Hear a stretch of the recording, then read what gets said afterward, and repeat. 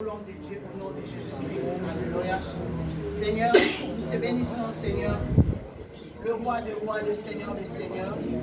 Seigneur, j'abandonne ces temps éternels que nous voulons écouter ta parole en toute bonne et sainte. Parle-nous, Seigneur, mon Dieu, mon roi.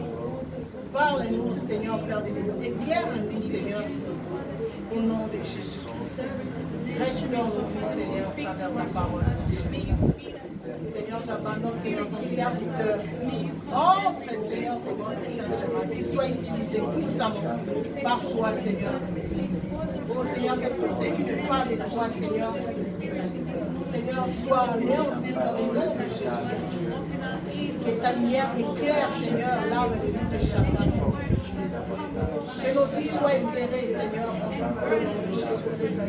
Que ton sang brûle. Oh, que le sang de l'Esprit, Seigneur, mon Dieu, éclaire nos vies. Au nom de Jésus. Au nom de Jésus. Au nom de Jésus.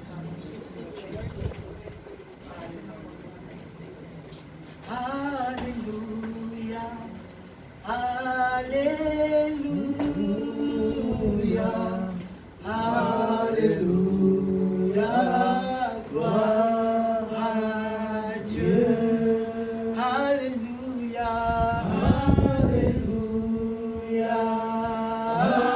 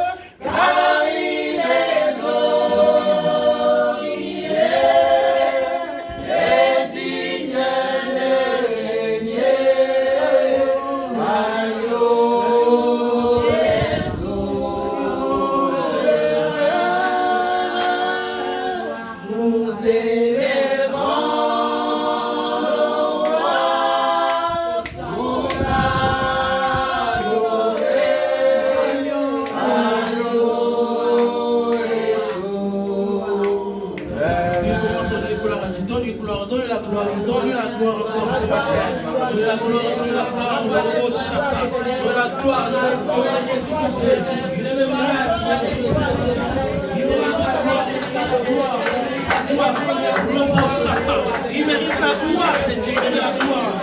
Il me déclare mon Dieu, dans le temps de roi Osias, le temps de déclarer sa présence, le temps de déclarer sa présence, dans le temps de roi Osias, il y a une semaine, il remplissait le temple.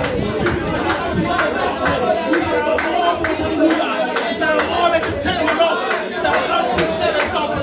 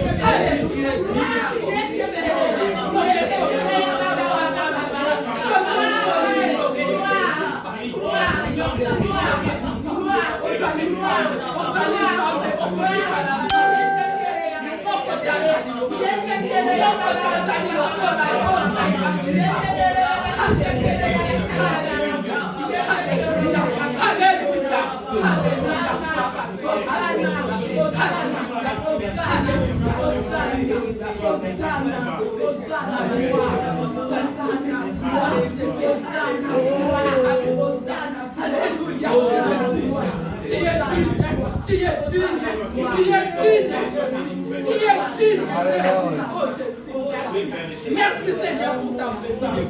Merci Seigneur pour ta présence. Alléluia Seigneur. Merci parce que tu es parmi nous. Merci parce que tu es parmi nous. Hosanna. Hosanna. Gloire. Gloire. Hosanna. Hosanna. Hosanna. Gloire à toi Seigneur. Alléluia, fidèle de tous les temps de tous les jours. Tu n'es pas un homme. Merci pour ta promesse. Merci pour ta promesse, Seigneur. Merci pour ta promesse, ta protection. Merci pour ta faveur, Seigneur Jésus-Christ. Merci. Merci, mon Dieu, mon roi. Gloire à toi. Seigneur, nous ramenons toute pensée captive à l'obéissance de ta parole encore ce matin. Que ton nom soit glorifié. Que ton nom soit élevé. Oh le Dieu de magnificence. Nous saluons ta présence avec révérence. Oui, Seigneur. Nous sommes à l'origine, Seigneur, de ta création. Nous sommes les produits purs, Seigneur, de ta pensée. Ce matin encore, Seigneur, si nous sommes debout, c'est parce que tu as les déclaré, tu as les parlé. Merci, Seigneur. Seigneur, je crois en toi et nous croyons que les choses qui sont impossibles deviennent possibles, Seigneur. Seigneur, tu demandes à ton serviteur, crois-tu que ces ossements desséchés peuvent reprendre la vie? Tu as dit, crois-tu que ces ossements desséchés, où il n'y avait plus de vie, il n'y avait plus d'espérance, il n'y avait plus d'amour, il n'y avait rien du tout, Seigneur. Oh my God, le serviteur il a dit, il a répondu sagement.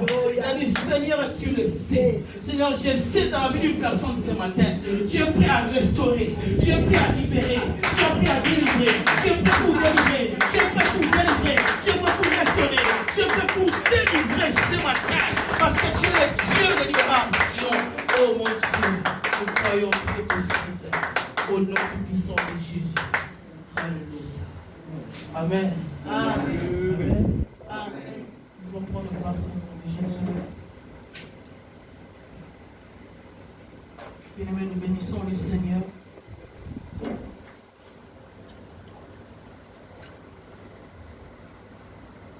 C'est lui qui a dit un mot et tout commençait à se mettre en place.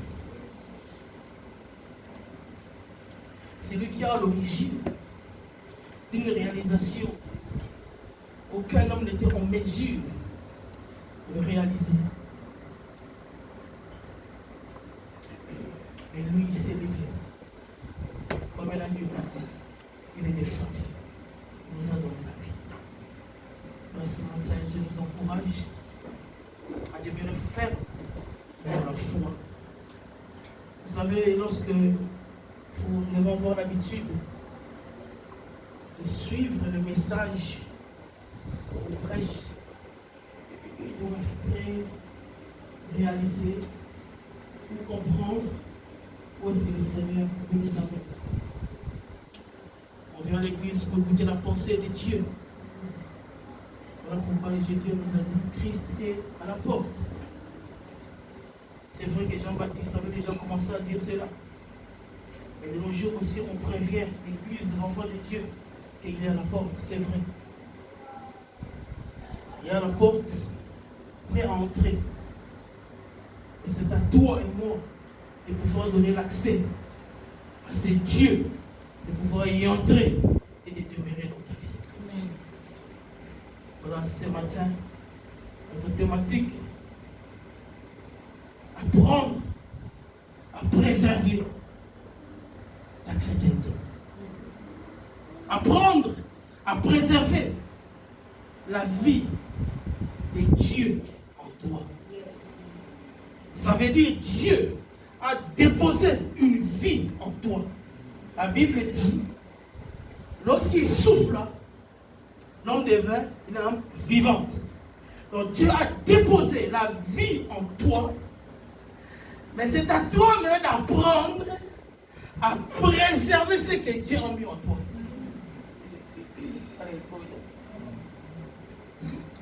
Il n'y a pas de satisfaction plus grande que d'être dans la volonté de Dieu. Car ce qui plaît véritablement à Dieu, c'est la nature de Christ qui coule en toi. Amen. Je disais, ce qui plaît réellement à Dieu, c'est la nature de Christ qui coule en toi. Yes. Si à chaque fois tu es épargné, parce que la nature de Jésus coule en toi, on arrive dans certaines circonstances, rien ne peut t'arriver parce que Dieu regarde Christ qui est en toi. Alléluia. Dieu regarde la nature de Christ qui coule en toi. Voilà pourquoi dans certaines circonstances, Dieu t'épargne. Au travers de notre vie, il ne s'agit pas seulement de veiller à notre approvisionnement d'huile, mais de la préserver. Ce n'est pas simplement ton souci que tu sois approvisionné d'huile, que tu sois approvisionné de l'onction, que tu sois approvisionné de bonnes âmes. Gloire à Dieu. Mais ce qui est important, c'est de la préserver. Or, si tu préserves la chose que Dieu a déposée en toi, Romains 6 dit clairement 23. Le salaire du péché, c'est la mort. Mais le don gratuit de Dieu, c'est la vie éternelle en Jésus-Christ. Donc, c'est un don gratuit que Dieu a déposé en toi. Donc, tu dois faire le nécessaire possible de préserver ces choses, car c'est à ces choses que Dieu a déposées en toi dépendra aussi ta qualification, dépendra aussi ta victoire, dépendra aussi la solution pour ta vie. Celui qui est chrétien, donc un enfant de Dieu, c'est une personne choisie par Dieu. Ne crois pas que c'est un hasard que tu as embrassé la chrétienté. C'est dans la sélection de Dieu que Dieu t'a sélectionné pour être un représentant légal. Voilà pourquoi lorsque nous portons ce nom de chrétiens, bien aimés dans le Seigneur, c'est dangereux. Pourquoi? Parce que Dieu est observé par tous. Tes faits et gestes sont contrôlés. Tu ne peux pas faire un mouvement à droite sans pour autant qu'on t'observe. Or, si tu fais à gauche, tu es aussi observé. Derrière, n'en parlons pas. Et devant, comment il y a encore des observateurs. Les non-chrétiens que nous portons doivent être réellement à l'image de celui qui nous a donné ce nom. Lui-même nous a donné l'exemple, nous a montré le chemin à suivre. Nous devons être exemplaires. Je disais, apprendre à préserver la vie de Dieu en toi. Car un chrétien, c'est une personne que Dieu a mise à part. Donc nous disons, les vieils hommes ne doivent plus avoir de l'influence dans ta vie. Les vieils hommes, c'est ton ancienne vie, ne doit plus avoir de l'influence sur ta vie. Lorsque Dieu est en toi, lorsque les symptômes de Christ sont en toi, les vieils hommes ne vont plus supporter la chose. Il doit quitter. Il est impossible dans un corps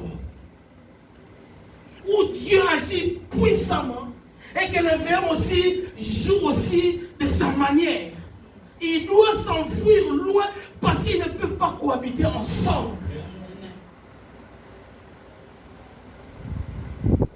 Alléluia. Amen. Les vieils hommes ne doivent plus faire surface dans ta vie. On ne doit plus mélanger les choses du dehors. Alléluia. Amen. Est-ce que je peux parler? Amen. Je disais ceci. Apprendre à préserver les choses de Dieu en toi. Je me suis arrêté pour dire, on ne peut pas mélanger les choses du dehors avec les choses de Dieu. Ni dans ta vie, ni sur ton parcours, même plus loin, ni dans ta maison. Parce que la maison d'un enfant de Dieu, les démons doivent avoir peur. On ne peut plus mélanger des choses du dehors, mélanger avec ta vie qui est nouvelle. On doit faire la part des choses. On ne peut plus, on ne doit plus mélanger de l'interdit. Parce que l'interdit, bien aimé, fera que la préservation de la chose de Dieu en toi sera faite d'une manière négligée. Parce que il y a de l'interdit. Or, lorsque Dieu dit interdit, interdit. Nous connaissons cette petite ville. Lorsque Jéricho est tombé, lorsqu'ils ont pris des choses par interdit, une petite fille de rien leur a résisté. Parce qu'il y avait quelque chose d'interdit qui a empêché la victoire et la gloire de Dieu de se manifester. Aïe a résisté. Mais on ne peut pas mélanger les choses du dehors avec les choses de Dieu. Alléluia. Amen. Vous savez, les gens ont tendance à dire, moi je peux le faire. Tu verras les fidèles ou les enfants de Dieu, certaines choses interdites sont en eux. Mais lorsque par malheur, un serviteur de Dieu se retrouve dans cette situation, il sera la cible de tous. Pour toi, ça va. Mais lorsque c'est pour l'homme de Dieu, ça ne va pas. Mais toi aussi, tu es un enfant de Dieu. Lorsque c'est pour les serviteurs de Dieu, on ne nous rate pas. On est vers la cible. Oh lui, comment il peut faire ça? Pourquoi ça lui arrive?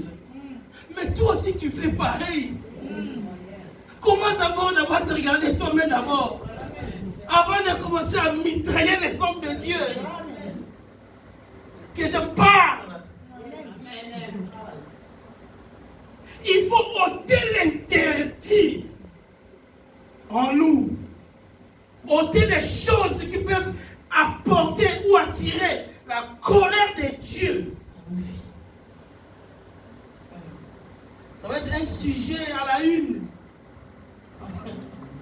Alléluia. Amen. Pour ne pas être en contradiction avec nous-mêmes, nous devons persévérer et préserver la vie de Dieu en nous. Alléluia. Amen.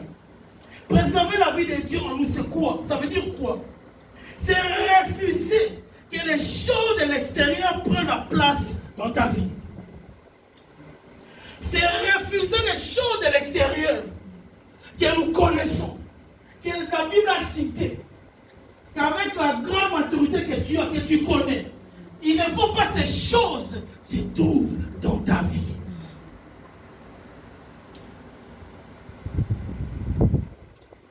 Alléluia. Amen. Nous voulons constater ceci. Les enfants de Dieu, l'image que tu donneras sera proportionnelle à la vie que tu as.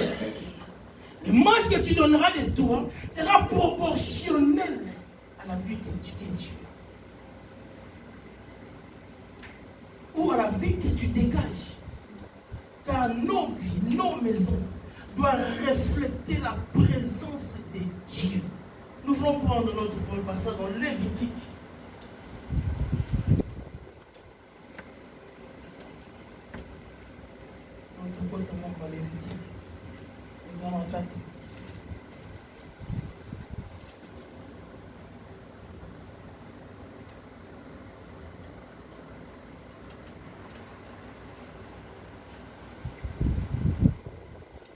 Nous voulons prendre le Lévitique, nous voulons simplement nous lever, si vous voulez bien, pour lire la parole de Dieu, l'écriture sainte qui nous est parvenue. Je suis dans Lévitique 9.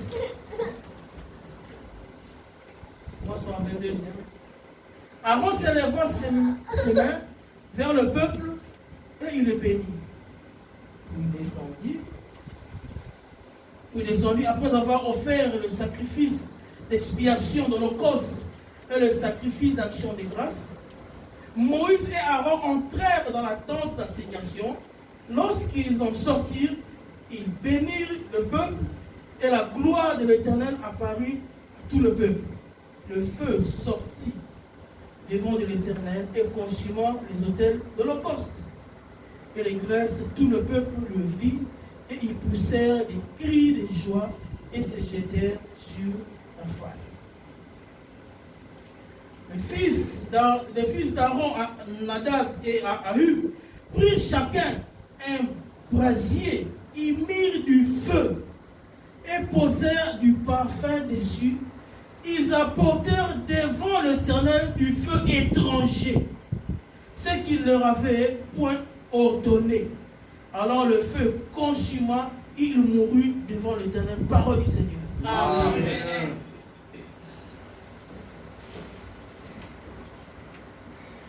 Mais nous voyons le fils d'Aaron, Nadab. Certainement, ils étaient habitués à voir comment le service, les actions, les grâces qu'on faisait à Dieu. Ils voyaient comment ça s'est passé dans la sainteté, dans la pureté.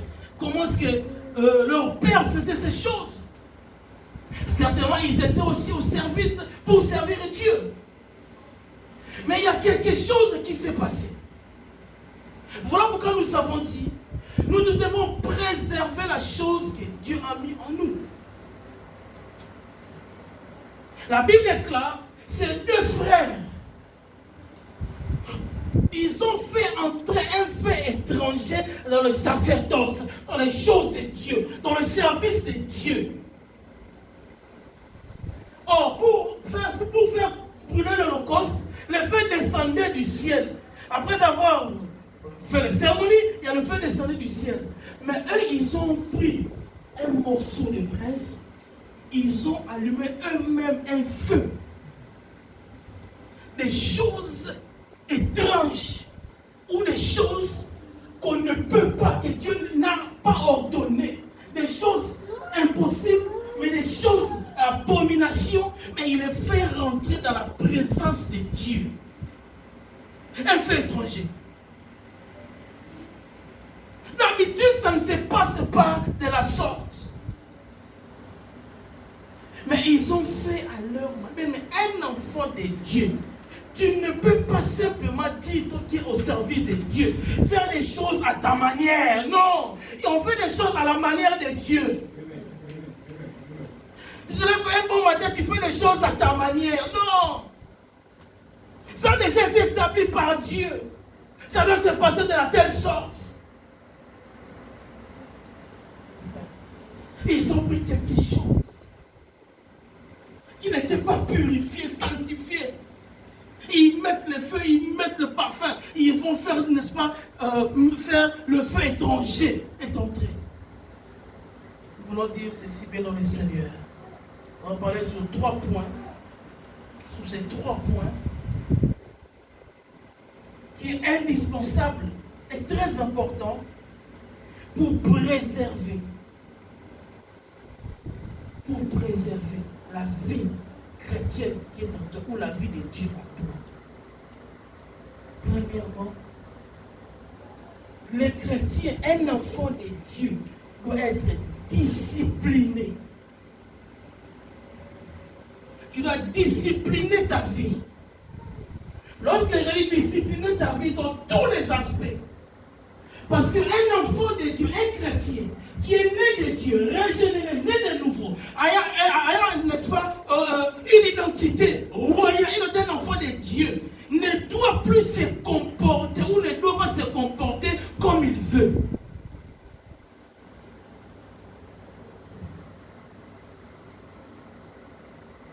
savez, ça doit nous enseigner. Les familles royaux de ce monde ou leurs enfants, vous verrez de la manière dont ils sont cadrés, même de la manière dont ils s'habillent. Ils ne peuvent pas se mettre n'importe comment. Parce qu'ils savent que j'ai fait partie d'une lignée respectable.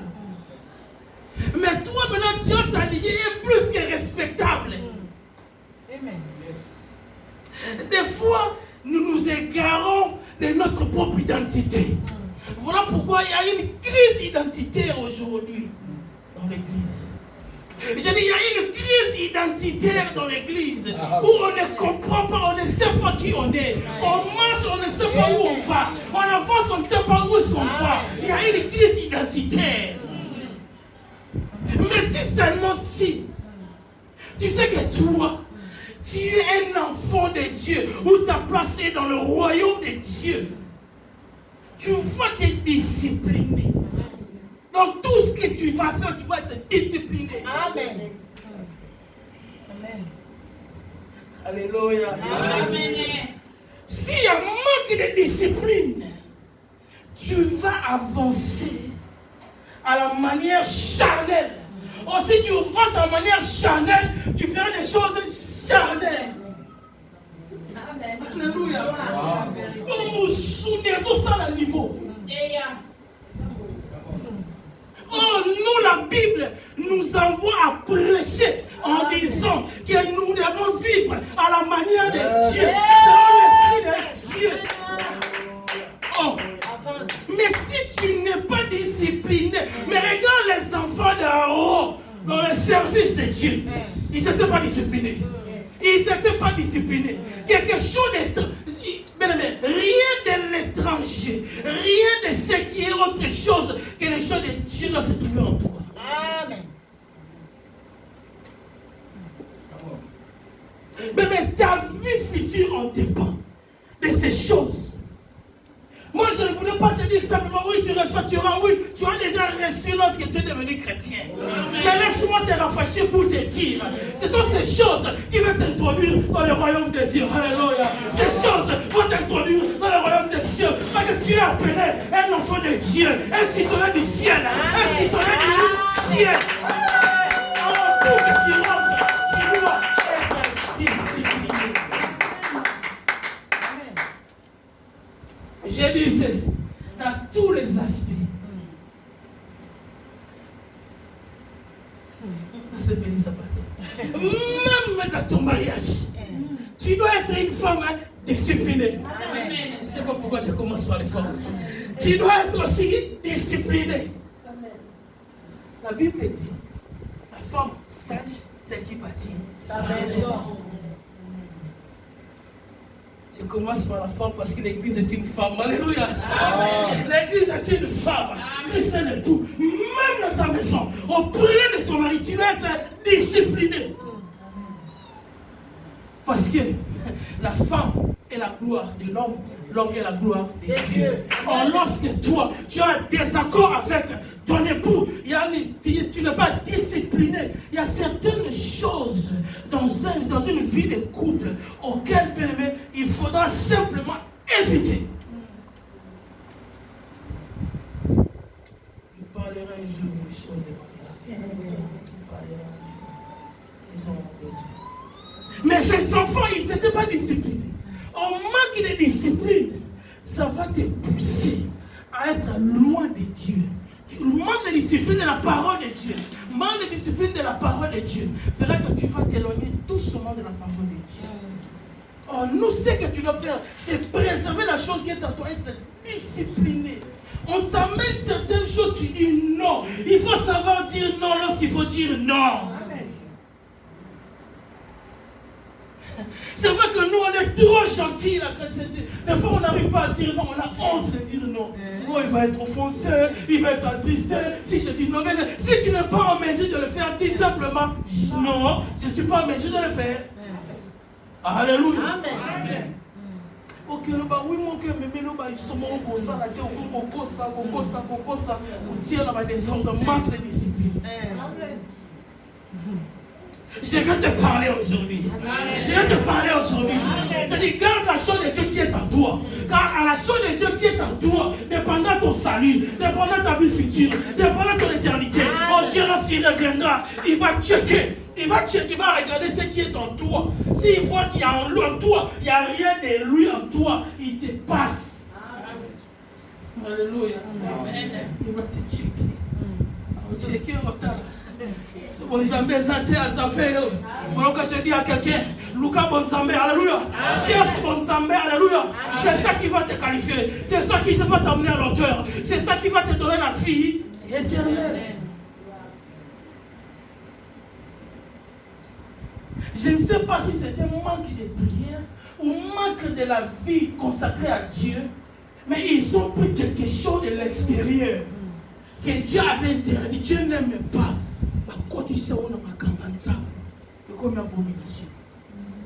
La Bible déclare, Satan n'a pas tardé. Les feux, eux, ils devaient appeler pour consumer l'holocauste. Mais Dieu a fait descendre le feu là sur eux. Et tout de suite, ça n'a pas tardé. Ils sont morts. Donc la conséquence des manques de certains éléments dans ta vie, la mort spirituelle peut entrer. Alors, lorsque la mort spirituelle entre, t'en fais pas, la mort physique va suivre. Amen. Et ensuite,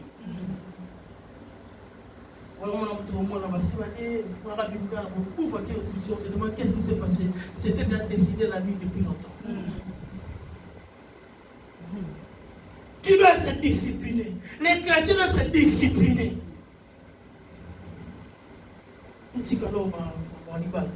Par rapport à notre vie de tous les jours, chrétiens que nous sommes, tu dois être en mesure de te discipliner, même ta façon de t'habiller.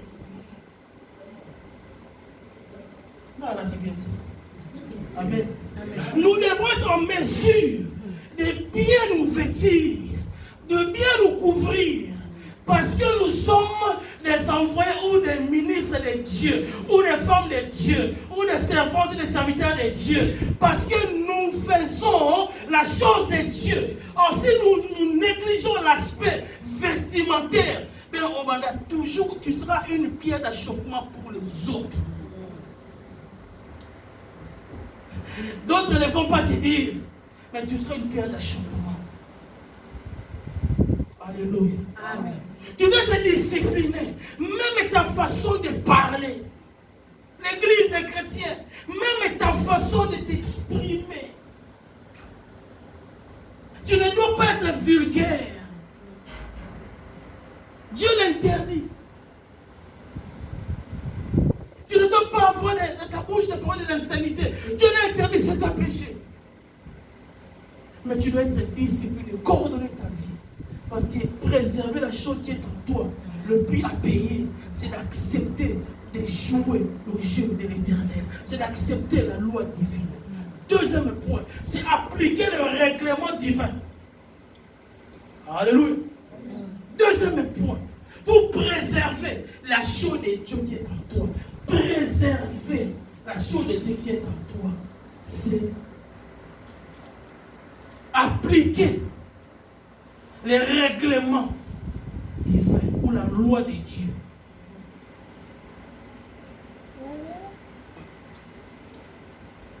Or, si tu préserves la loi de Dieu, tu gardes la loi de Dieu.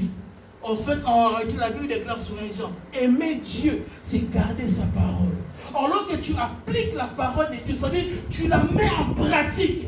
Ce n'est pas seulement tu entends la parole de Dieu, tu entends gloire à Dieu, tu sors d'ici, il y a certaines choses qui t'arrivent, ou certains problèmes de la vie, qu'est-ce que tu fais? Tu n'appliques pas la parole de Dieu. Or, si tu n'appliques pas la parole de Dieu, tu seras en désaccord avec toi-même. Alléluia. Deuxième point, nous disons ceci. Tu dois appliquer les règlements divins. La loi de Dieu doit te respecter parce que c'est la loi qui est respectable.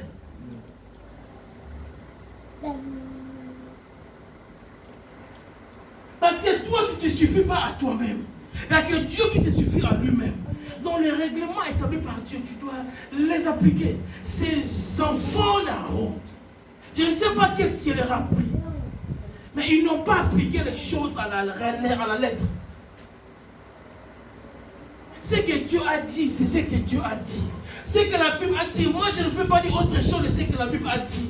Je ne peux pas inciter quelqu'un à voler ce que la Bible, n'est-ce pas, on n'autorise pas. Je ne peux pas envoyer quelqu'un à faire des choses que Dieu n'aime. Non, je dois te dire ce que la Bible dit de te dire. Tu dois appliquer le règlement divin de Dieu pour ta vie. C'est à base de ces règlements de Dieu divin que ta vie aussi sera un modèle cadré par rapport à ce que tu entends et à ce que tu appliques. Aussi tu entends, tu n'appliques pas, tu n'as rien fait. La conséquence de ces enfants, non seulement, écoute, lorsque on n'applique pas, on n'est pas obéissant, on n'est pas discipliné. Conséquence, même ces enfants d'Aaron, ils n'ont pas eu de descendance. Abinadab et Abihu n'ont pas eu de descendance. Ils sont nés, après ils sont partis, ils n'ont rien laissé. On peut identifier leur biographie qu'ils étaient désobéissants. Ça collait à leur vie.